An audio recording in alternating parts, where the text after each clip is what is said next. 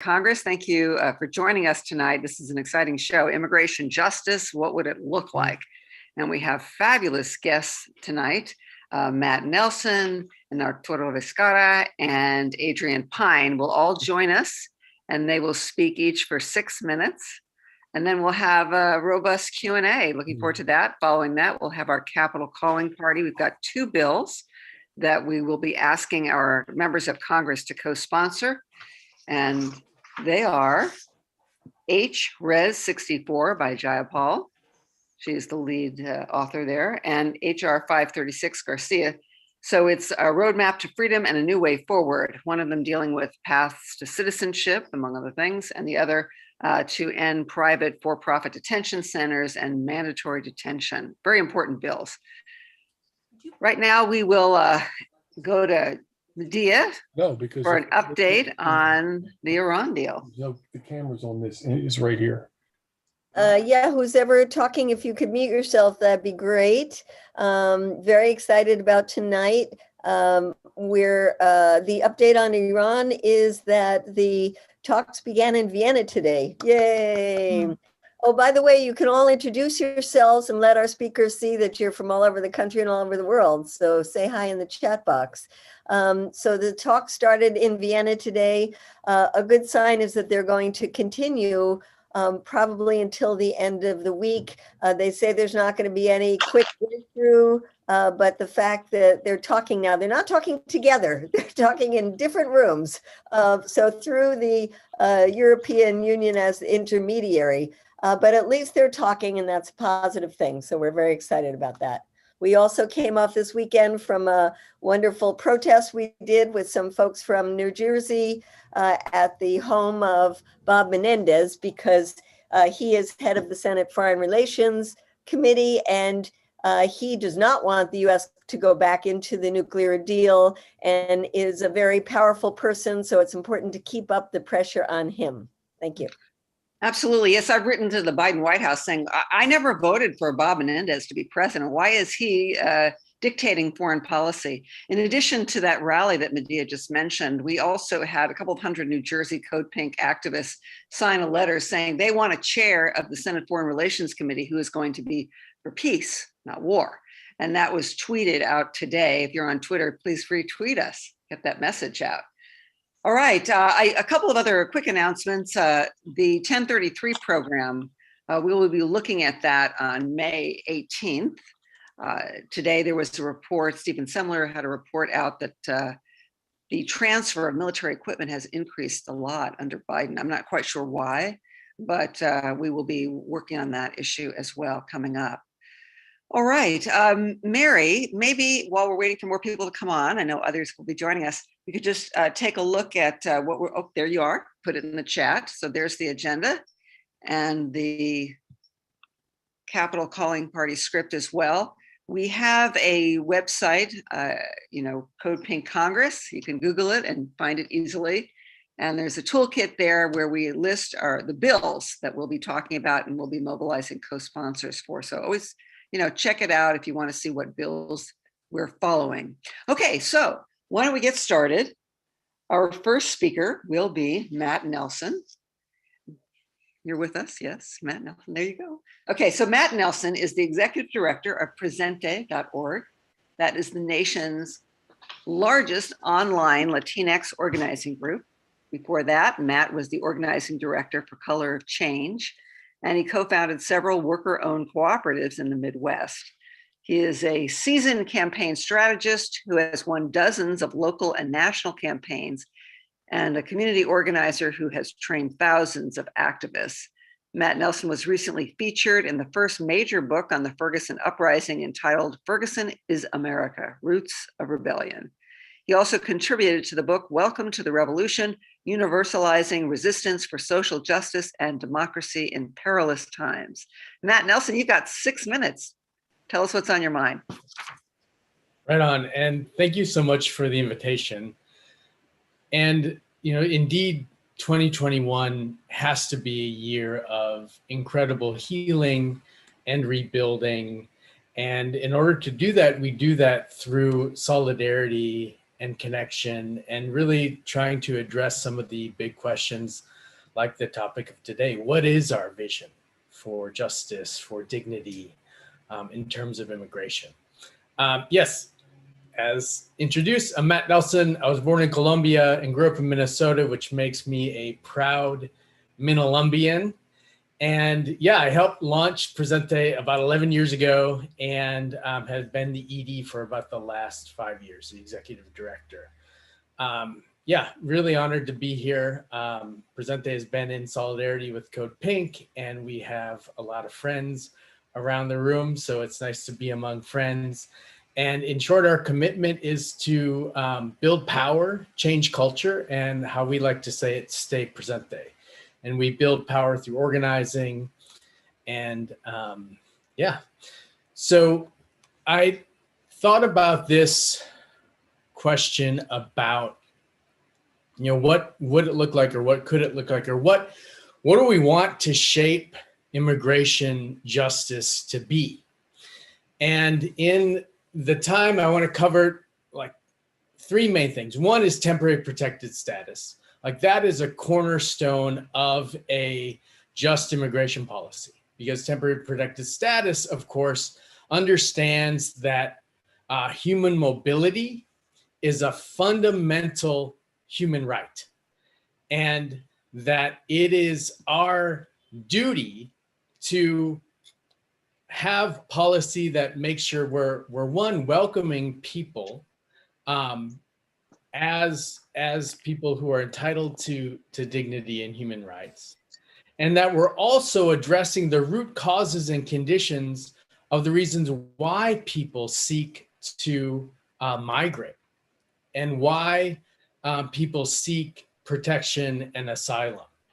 And temporary protected status is one of those places that allows people to come to the United States and be protected from criminalization and prosecution, because they are having to leave places that are related to these root causes, like violence, like climate change. As of now, I believe about a quarter of people seeking asylum to the United States are doing so because of climate catastrophe, and we have an obligation to address these issues, to address the root causes, and also address another root cause of migration is militarism. And of course, as CODEPINK folks know, is that the U.S. has been one of the worst actors related to militarism and Central American violence that has impacted communities in Central America and across the world. So temporary protected status is one of the ways that we can expand. We need to expand it for countries like Haiti. We need to expand it for Central American countries that recently endured hurricanes Iota and Eta. And that's one easy way, easy thing that the Biden administration can do very quickly, that the Congress can do to expand some of these protections. The other piece that I think is really important is that there's been 4 decades, not just the last 5 years, but for the last 5 presidents, the paradigm of immigration policy has been restriction, exclusion, militarism, and punishment. And it is, it's time that we change that paradigm to defending human rights and mobility, intervening on this fundamental causes and the fundamental assumption that people who cross the border are criminals. That's something that we have to get out of the minds of even the current Biden-Harris administration, State Department and officials. They're holding on to this doctrine of we have to punish people who cross the border. And that has just got to go away. Like, we can't have immigration justice without taking away that, those assumptions, those hard doctrines that have informed immigration policy, again, for the last 5 presidents. And then the other piece that I think is really important to talk about is privatization, and is privatized incarceration. And because in addition to those elements of the doctrine, there's also been something unique about U.S. immigration policies, that it's been at its worst, it's been at the intersection of white supremacy and corporate domination. And now people who followed this issue a while remember under George W. Bush, there was sort of this fight, which would win out? Would we have an immigration policy based on white supremacy, like Representative Sensenbrenner wanted, or would we have one that just gives the entire ability for corporations to exploit people, which is what George W. Bush wanted? And George W. Bush went out. We had a policy that was really based in giving corporations all the power to exploit migrants. And now, under Trump, it sort of swung the other way. It was definitely the white nationalist supremacist immigration policy. And now we have an opportunity in this new administration to actually crack that frame altogether. And one of the ways to do it is to address privatized incarceration, because private prisons that detain about 80% of migrants, is that truly that nexus. And I think we're actually on a path, not just the Biden administration's partial announcement to not renew contracts, which we've asked him to go much further and include the Department of Homeland Security, include ICE detention facilities, and not just say that they're not going to renew them, but actively cancel them. We have to go at them in terms of the state expansion. And Presente co-led an effort to get banks to pull their financing out of private prisons a couple of years ago. And to date, we've gotten 9 banks and about $2.5 billion in financing pulled out of the industry. I think this is one way that really we could end private prisons, and that would get us on the road toward immigration justice.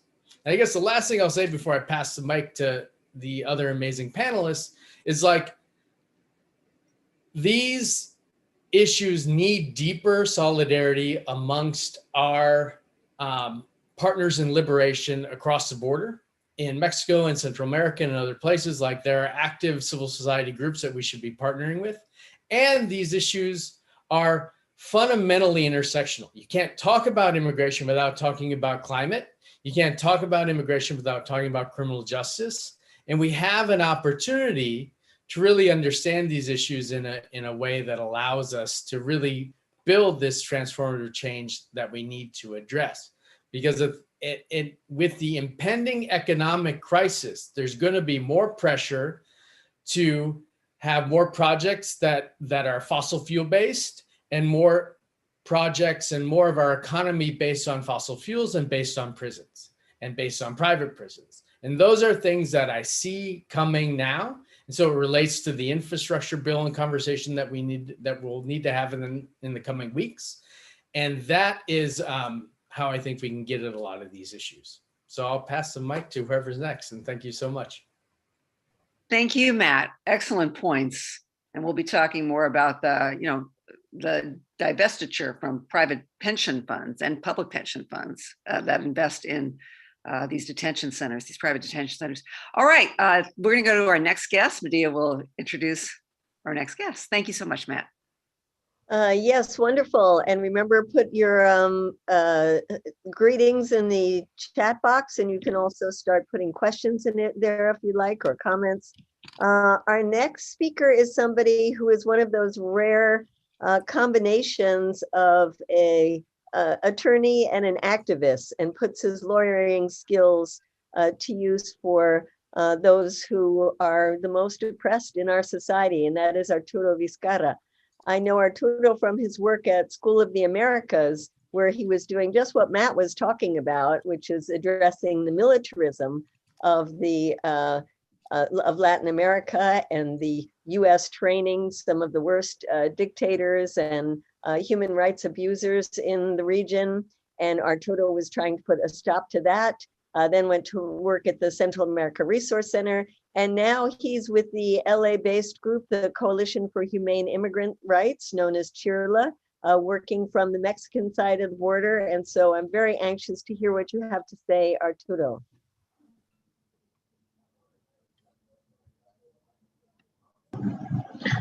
Great. Yeah. Well, thank you so much for having me.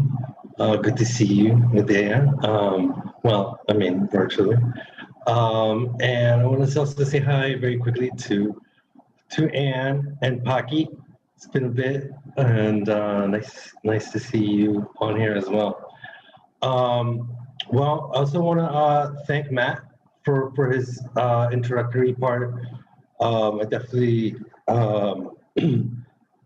want to build on some of those points, and you know, you took away some of my talking points there, Matt, but that's a good thing, I think. Really quickly, what I'm seeing, I'm based in Tapachula, Chiapas now, which is near the border with the border between Guatemala and Mexico. For various reasons, we came down here, but you know, what's very apparent with what's happening now is that you know, the Biden administration has basically made a deal with the Mexican government to stop you know, they actually are basically traded 2.5, the US government is going to lend 2.5 million vaccines, COVID vaccines to the Mexican government in order for them to, again, clamp down further on migration. Everybody calls it irregular migration or illegal migration, but let's be very clear, these people are fleeing violence, whether that be political, economic, social, or whatever that may be. Fleeing economic violence is, you know, is just as legitimate as any of the others. But anyway, they're trying to stop that. So that's the kind of deals that they're making. They're also now stopping the caravans. You know, there was a caravan last week. Did anybody know that there was a caravan last week that have left Honduras? Because they're basically just stopping them from even leaving Honduras through illegal measures, through and these are U.S. policies, right? This is imperialism in action, because they're whether it be with the stick or the carrot, they're getting these policies. The other governments do the dirty work for them, whether it be the vaccines or whether it be for what Trump did more vulgarly is threatened to put tariffs on everything. So that's what's happening. And what are we seeing here on the ground? Increased militarization in real time, a deportation of families from Mexico back to Central America, a deportation of the unaccompanied minors, given that that's like the big scandal in the US and whatnot, that the racists aren't being able to have their talking points parodied even by the liberal media. And of course, the Democrats, the vast majority of them, are either too unimaginative or too scared to counter the narrative.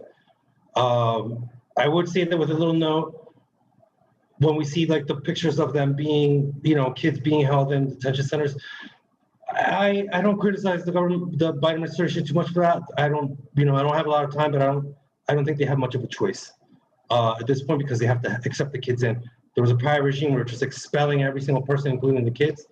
And the fact that they're letting them in is at least, it's the only change basically, besides a little bit of changes with the MPP policy, migrant protection protocols, if anybody knows about that.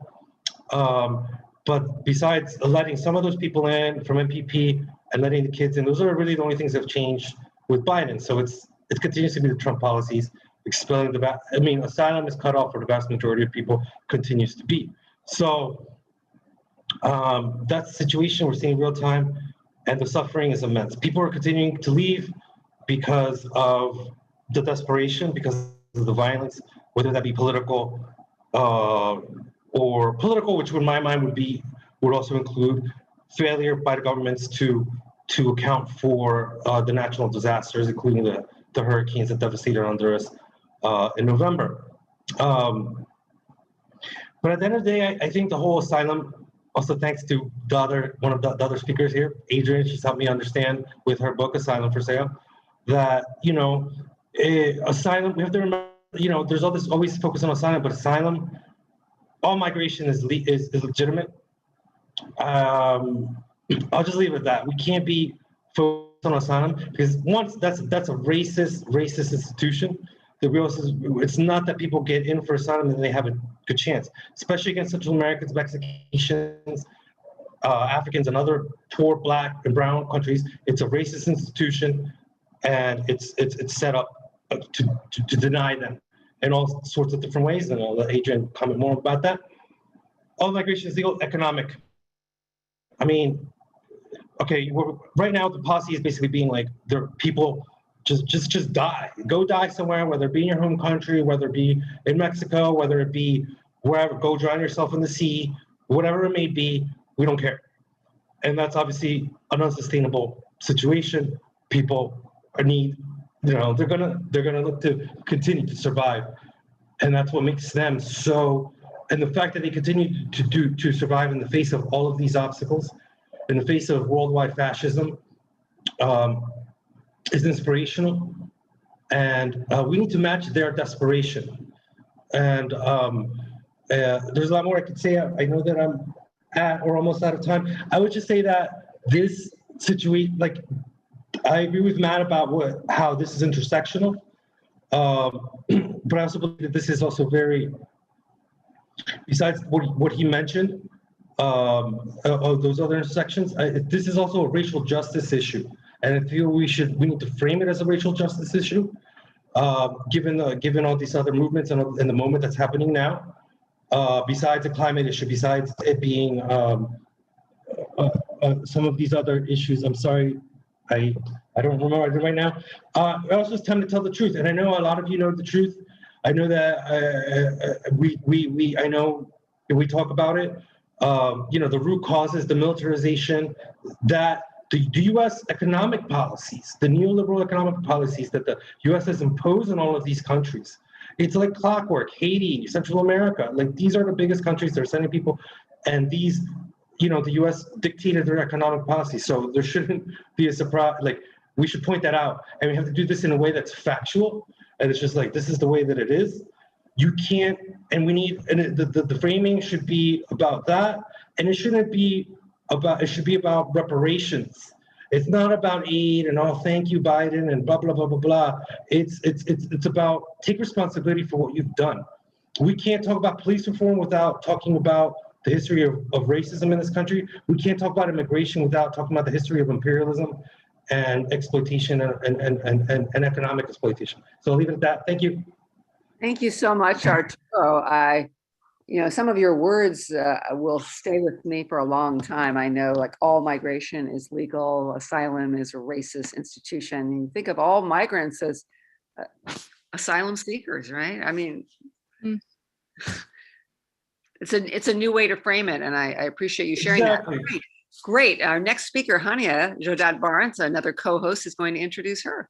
Yeah, thank you. And kind of to your point, Marcy, and thank you, Matt and Arturo, for taking us through this vivid journey and experience that immigrants have to go through to get to the land of the free and home of the brave. But, I always say that no one really wants to leave their home unless they have to. And so kind of to add to what you said, we have to match their desperation and the urgency. And with that, I will go into introducing this Shiro, who I'm so honored to welcome to the floor. Adrienne Pine is an associate professor of anthropology at American University. She is the author of the book Working Hard, Drinking Hard, on violence and survival in Honduras, and co-editor of the book Asylum for Sale, Profit and Protest in the Migration Industry. Adrienne Pine is a medical anthropologist who has worked in Honduras, Mexico, Korea, and United States, Egypt, and Cuba. She has conducted extensive research on the impact of corporate healthcare and healthcare technologies on labor practices in the United States. It is my absolute honor and pleasure to welcome you. Please take the floor.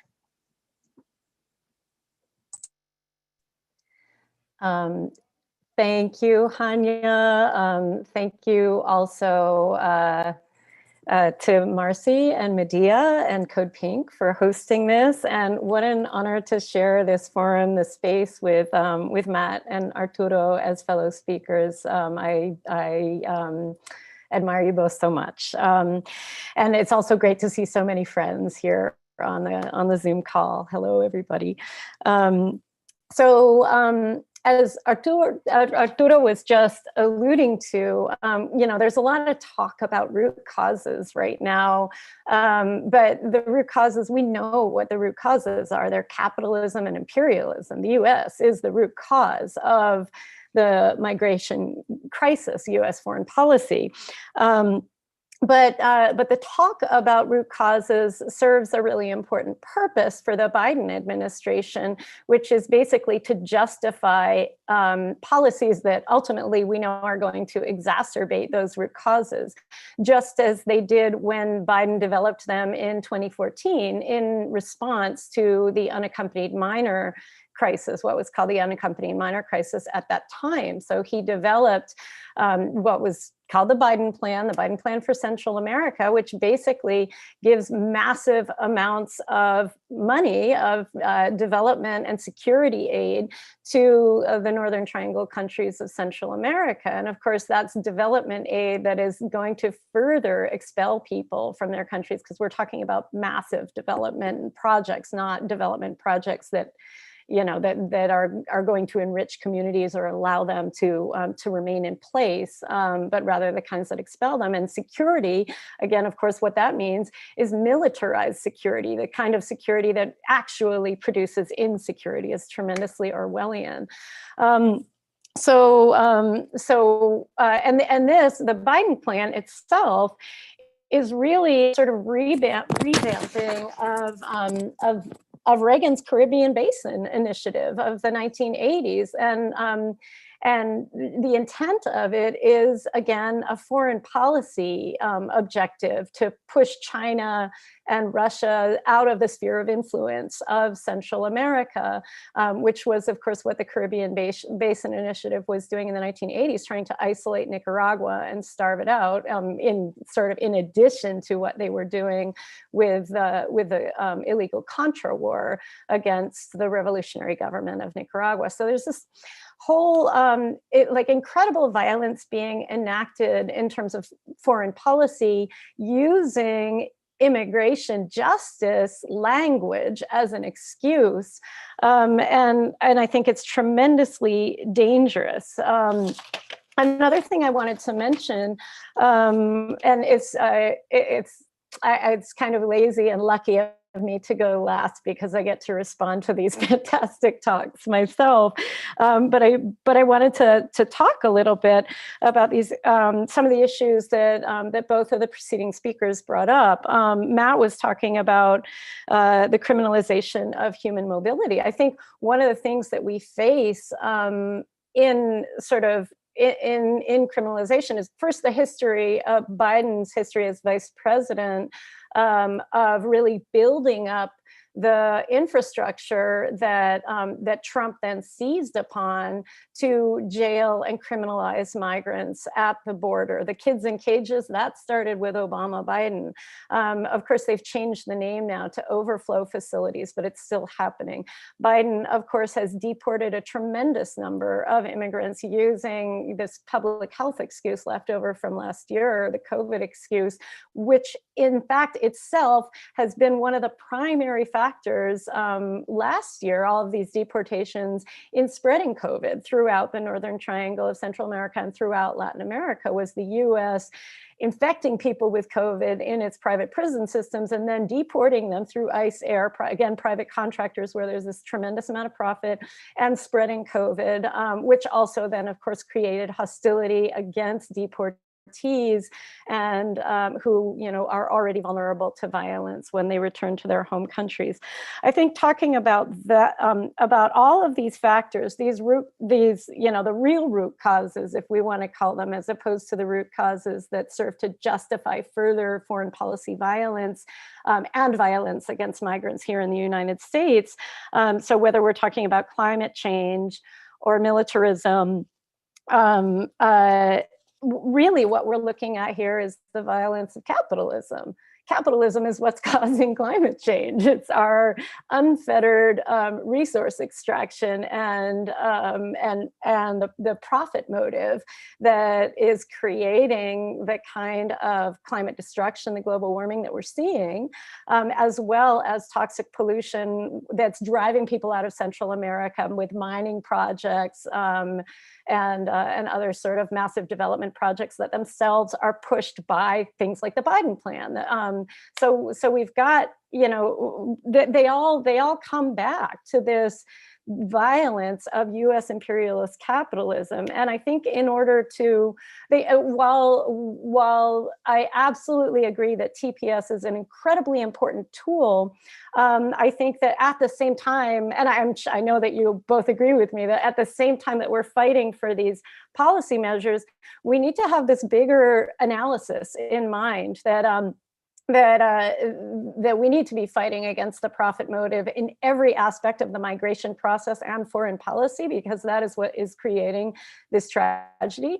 And also that these same tools that, that can be very useful in protecting migrants and are necessary are also incredibly political intrinsically. So the United States, you know, has this history of allowing Cuban migrants to come, you know, as the wet foot, dry foot policy, similarly granting full TPS to Venezuelans, and yet not granting TPS to Hondurans, for example, who, as Matt mentioned, have suffered through Iota and Eta, two Category 5 storms when they entered the country, and who are living, suffering under a narco dictatorship. The president's brother was just sentenced to life plus 30 years for major drug trafficking in the Southern District Court of New York, and the president himself is a co-conspirator in that case and 4 other major drug trafficking cases.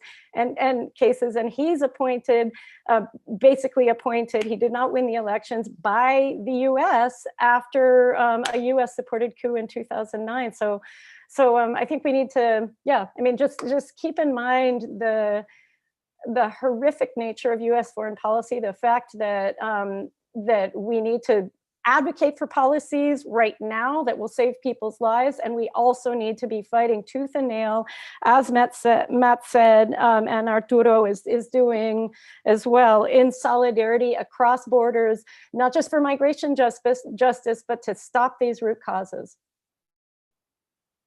So I'll leave it there. Thank you, Adrienne. So eloquently stated. We are looking forward now to a Q&A session. If we can, Mary, thank you so much, Mary Miller with Code Pink. She's helping us with the tech. We can have all 3 of our speakers in gallery view. We can take some questions and have them answer them. So we have Adrienne, Matt, and Arturo. Just, there we go, fantastic. All right, Medea, you wanna start us off? Questions? Sure, I'll throw out a couple and you can answer what you want. Matt, you talked about TPS. Should it be given to everybody forever? I mean, isn't that kind of a temporary solution? How long does that go on? And as Adrienne said, it's used so politically. And none of you talked about the dreamers. So is there something there you can mention? Why don't we see migration en masse from Nicaragua and Costa Rica? So whatever ones of those you start with. Three big questions. If you can keep your responses to under, you know, a minute and a half, then everybody will have a chance.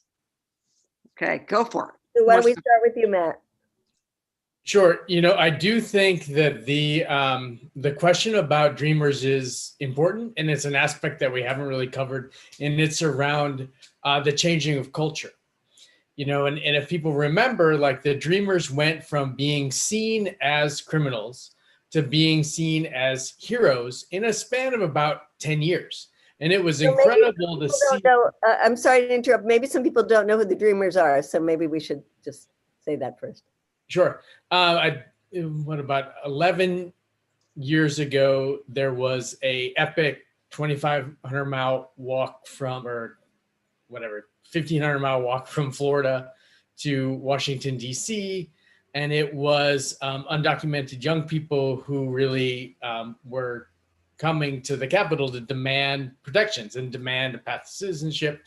And it was a really key moment in, I think, the immigrant rights space to have to visibilize that particular aspect of it. You know, like we could spend the next hour, of course, like critiquing the bill and how it didn't become a bill and how it's still being introduced and has been introduced for the last 20 years, I think. But it is significant. And I think it's also culturally significant in terms of how the Dreamers were able to really transform the narrative. And that matters. Like, narrative change and culture change really matters if we're ever going to see the systemic policy change that we need.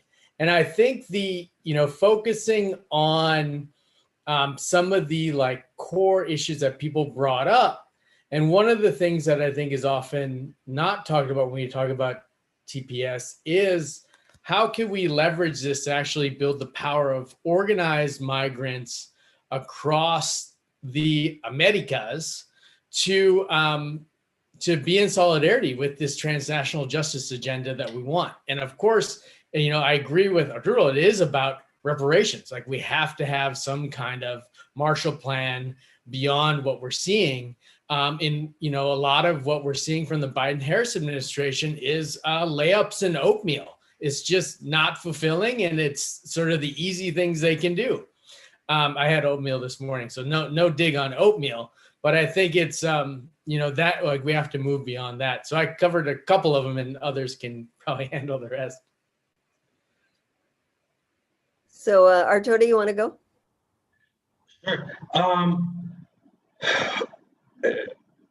I'll leave the Dreamers question to the side. I would say that there's the Dream and Promise Act that at least TPS folks with existing TPS, they've gotten themselves on the agenda to also be included with the Dreamers.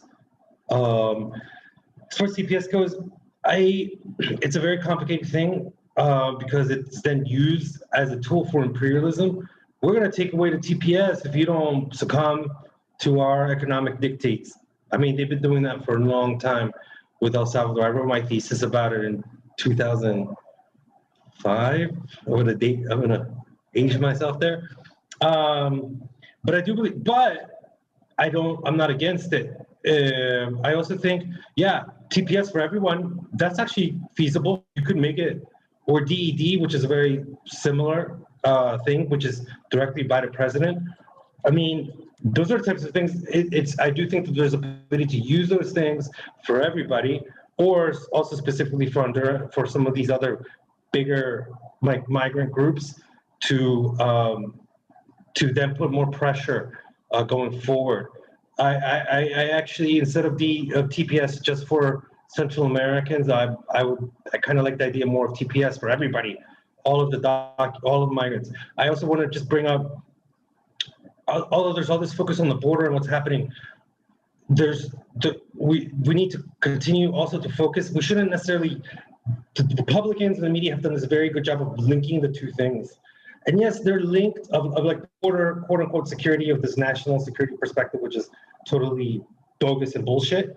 But either way, they don't necessarily have to be linked. It's disadvantageous to us, or we're gonna have to turn it into an advantage.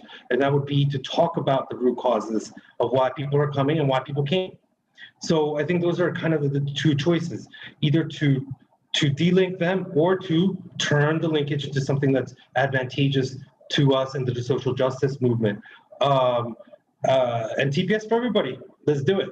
And then see how that works out. Just trying to be quick. Nicaragua and Costa Rica, I would say it's obvious. The short answer is that Costa Rica made a deal with the US to be neutral during the whole Cold War, and they were left alone, and they've developed a much better and robust economy and educational system as a result. Nicaragua had a revolution and has not had, because of their lack of connection to the US, at least for those there was a period where they had a US kind of candidate, but it's very clear that even if they're as poor, they're not as violent. countries, and therefore the migration isn't as pronounced. And that has to do with the Nicaraguan Revolution and the breaking of relations, especially military relations with the U.S. for that time. Thank you. Adrienne, you want to add something? I mean, I don't want to take up more time. I think just borders themselves are incredibly violent, and we need to get rid of them. That's all. I think Kanya, you have a question. I do. This is and this is a really interesting one regarding the Farm Workforce Modernization Act. The question is, a controversial issue is the Farm Workforce Modernization Act having mandatory E-Verify that will expand the use of the H-2A guest worker program, which the Southern Poverty Law Center calls the close to slavery. Would Senator Alex Padilla's essential worker proposal that includes farm workers, along with the broad range of other undocumented workers, be a more acceptable alternative?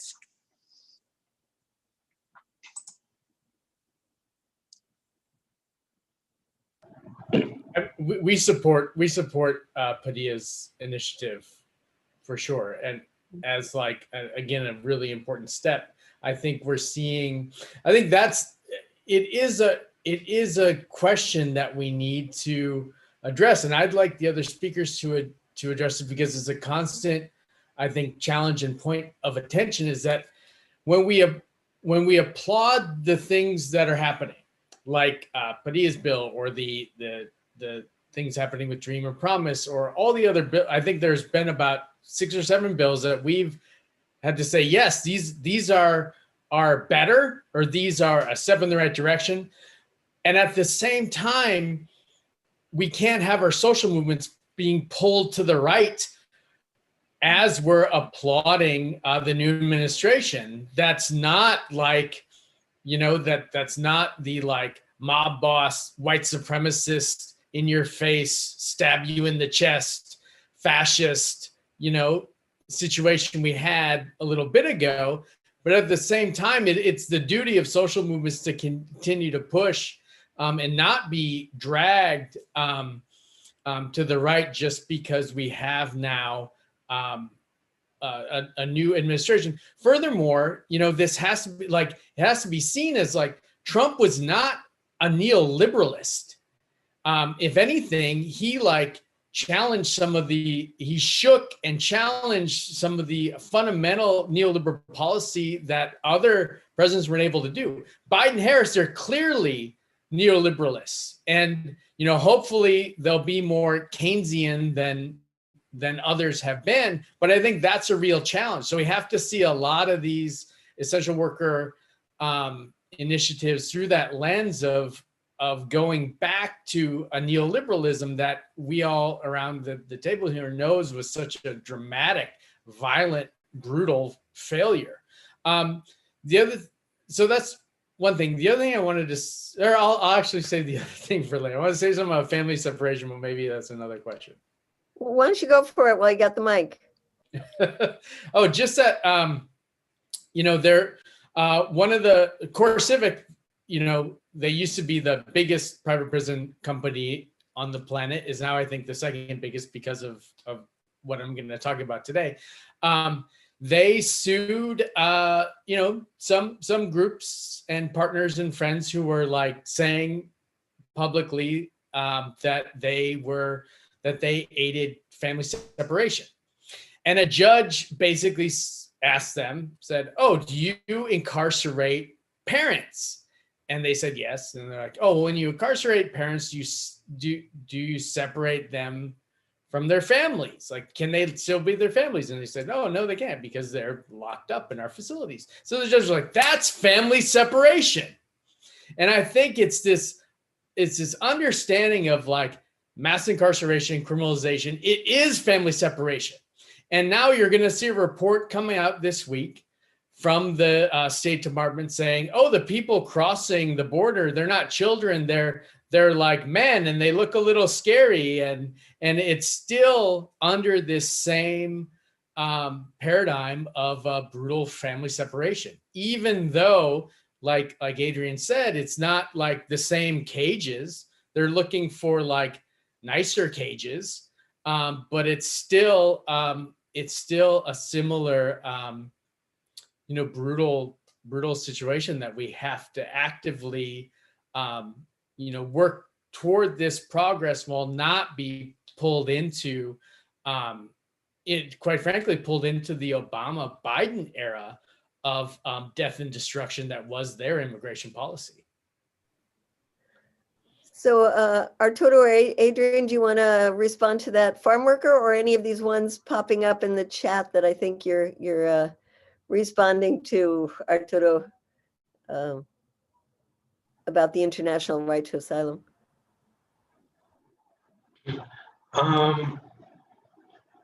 I think, okay, I would say one thing is that above all else, everybody, solidarity to me is the understanding, and I'm sure a lot of y'all agree with me, is the understanding that our futures, that our freedom is linked, right? But there is also, when you're not being directly impacted by some of these things, like as besides on like kind of like a moral level or tax level or whatever, tax, money level, people are being a different way. I'm Salvadoran, right? And I just also want to just remind folks that there are Central Americans out there. There are people that are speaking, but their voices are not heard. So always keep that in mind when we're doing the work, the lobby work, and whatever it may be. Everybody has their own reasons. Speak your truths. Speak about your friends. Speak about your experiences. But look to also, we're out there. We're speaking about this, writing about this for a very long time. From a progressive point of view, because the right wing, Central Americans, and whoever met that, no, screw them. Don't pay attention to them. So it's not just an identity thing, right? So I would just say that besides that, I think that there's I want to say about farm worker bills. Everybody needs to be legalized, of course, but I think that we should rethink guest worker programs, in the sense that if there were the possibility of having people be able to migrate back and forth from their home countries, get paid in American dollars, and take advantage of the unequal economic system. This isn't a long-term fix, but I'm just talking about a short-term fix. I do think that it's possible to discuss them. People are very turned off because of the Bracero program to even discuss it, but I believe that people don't really want to leave, and that's just because people don't really want to leave their home countries, especially go to an increasingly fascist country in the US. So we do have to think outside of the box. I'm not putting forward a proposal. I'm just saying I think there's different ways to do things that aren't necessarily a repetition of the past, that would allow people to make money, save it, and keep it, and go live in their home countries. The problem is that the security situation is so bad.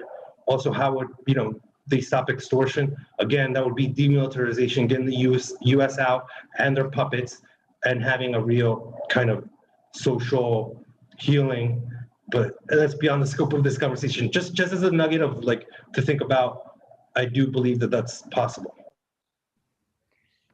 Thank you. I'm going to ask you each to maybe wrap up, 30 seconds or less, anything you want to leave our participants with, because we're going to soon move to our capital emailing calling party and move and mobilize support for some of the better pieces of legislation that address immigration. So 30 seconds or less. Well, Adrienne didn't have time to respond to the last, so we should give her a little bit more time, but great. Okay, Adrienne, you get a minute.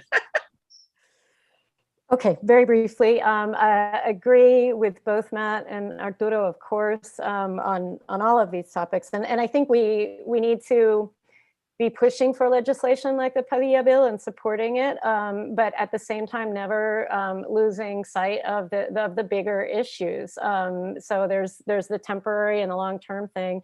And absolutely want to just once again emphasize what Arturo said, that migrants themselves have more to say and more powerfully and a better analysis than any of us who are not going through that experience. And I think in particular, the migrant caravans that Arturo has worked with for years now, coming from Honduras and El Salvador and Guatemala, and joining together in Tapachula, joining together, throughout the process, have been just ferocious in their critiques of, and brilliantly ferocious, I mean, in their critiques of the entire system that is forcing them to leave. And we need to be not just, again, supporting bills like Padilla's bill, but taking cues from the people who are most directly affected and standing in solidarity with them and following their lead.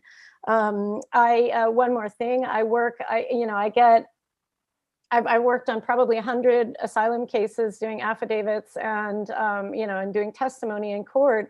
And just want to highlight that while things are just changing the tiniest bit now at the border, as Matt was just talking about, and we previously noted, the sort of changing the names of the prison, of the cells that the cages people are being put into, there are, I don't even have any idea how many tens of thousands of people currently in migration detention around the country. Maybe people, who have been living here for decades and, and get caught on a minor infraction and are sent to these jails and are going through asylum processes. I work with a lot of them. And that is part of that whole private detention network. It's not just recently arrived people. And this is part of course, the broader prison industrial complex and tremendous violence that connects US foreign policy to the violence against brown and black people here in the United States. So I'll end with that. Anything else? Final words? Do you want to go to Arturo? Arturo? Since she didn't do it, I just want to plug Adrienne, the book again, that Adrienne co-edited.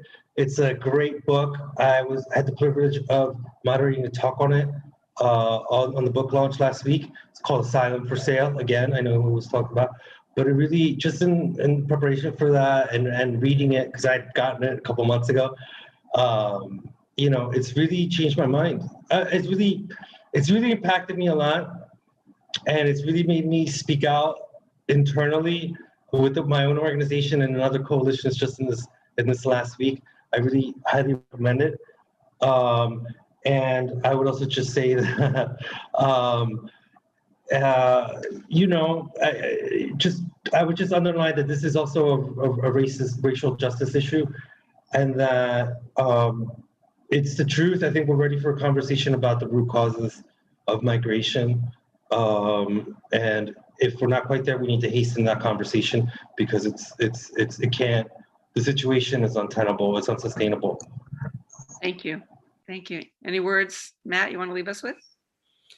Just that I think we have to deepen our transnational consciousness and our transnational heart in the practice that we do. And, recently, actually Presente, our 500,000 digital membership, has recently combined forces with 55 migrant and refugee-led organizations across the country that make up the Alianza Americas organizations. And that's been, so now we never meet or do anything without people from El Salvador in the room, who are from Puerto Rico, from Mexico, from across the region, because that's how we operate. And we also don't operate unless we have Black and Indigenous voices, Black and Indigenous migrants, because, and it's a shift, it's a conscious shift that we've made.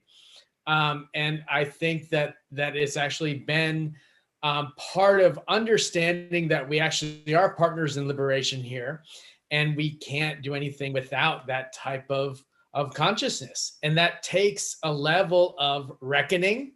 We are at a period, this world is at a period of reckoning. And I think that has to impact our daily work as well, and how we interact with each other. And I think as we hopefully get to a point of regathering, we can regather with this transnational heart, this commitment to addressing racial justice and intersectionality, and, you know, smashing white supremacy and the corporate scum that get in our way. Right on. All right, at this point, we're going to unmute and Marcy, everybody. can we recognize that Mary Jean said we're also deporting large numbers of Southeast Asians to Cambodia and Vietnam. So thank you for that. Thank you. Sorry, Marcy. So we're going to unmute and thank our guests, Adrienne Pine, Matt Nelson, Arturo Viscarra, for their fabulous presentations, the Q&A. Thank you. Great. That was Thank you. fantastic. Great Thank job. you. Wonderful. Thank you. Hey, Thank you. this PhD level input. Excellent. And now we're going to move on to our action portion of the Zoom. We ask all of our participants to stay with us. We're going to get on the phone, and Mary is going to post both on the screen and in the chat the action alert.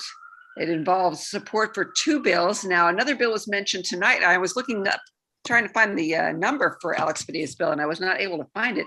So I don't know if they decided a number yet, but we do have these 2 other bills that definitely have numbers. And we are going to be talking about HRES 64, which is the Roadmap to Freedom. The principal author is Pramila Jayapal, the chair of the Congressional Progressive Caucus, and that has about 50 co-sponsors. And we're also going to push our representatives to co-sponsor HR 536. That's by Chuy Garcia, and it's called A New Way Forward. A New Way Forward deals with ending for-profit detention centers and ending mandatory detention. Pramila Jayapal's bill deals with, it's aspirational in many respects, but it talks about the importance of family reunification and not dividing families, talks about giving everybody a roadmap to citizenship in the United States and not criminalizing those who are migrating here.